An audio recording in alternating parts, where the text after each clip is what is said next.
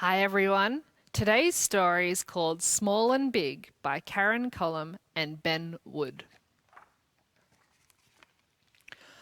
One day, two best friends, Small and Big, went to the city.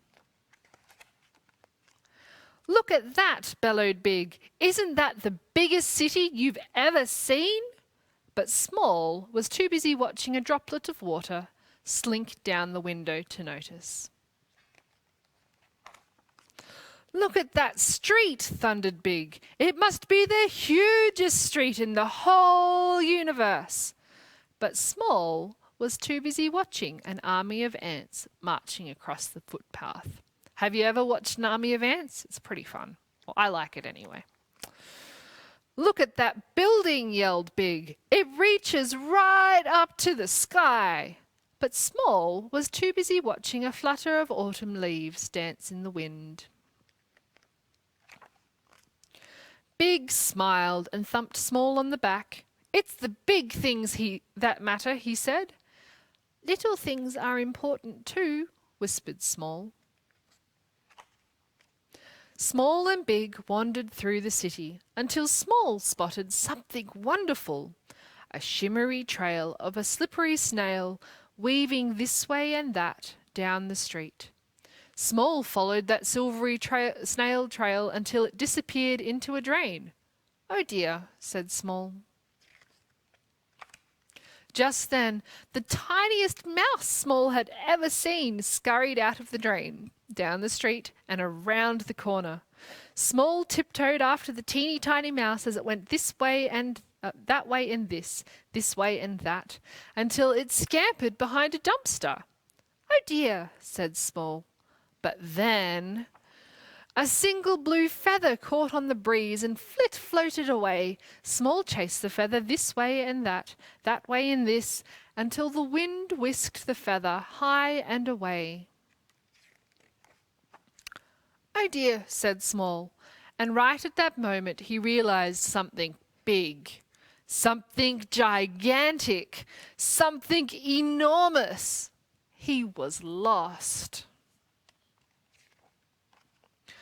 Small's heart was so noisy and his fear was so loud that he couldn't think of what to do. Finally, one little thought whispered its way through the noise. "It's the big things that matter." "Where's Small?" Biggs noticed that he's disappeared. So Small ignored the yellow and green stripy caterpillar crawling along the path. Instead, he looked for the biggest city he'd ever seen. Small ignored the chattering bluebird in the tall oak tree. Instead, he looked for the hugest street in the universe. Look, Big is looking for Small as well. He's over here. Haven't found each other yet, though. He didn't even notice the tiny purple butterfly with green spots that flitted around his head. Instead, he looked for the building that reached to the sky.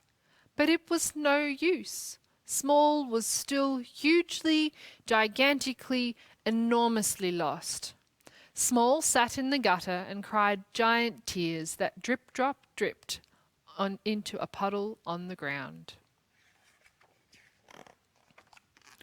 And that's when he heard something little, something tiny, something big. "Small!" Small followed the little voice through the biggest city. "Small!" Down the biggest street. "Small!" Past the biggest building. "Small!" Until he found the biggest thing of all. "Small!" cried Big. "Big!" cried Small, and then he ran into Big's enormous arms and held him tight. "Big things do matter," said Small. Big gave Small a squeeze too. "And little things are important too," he whispered.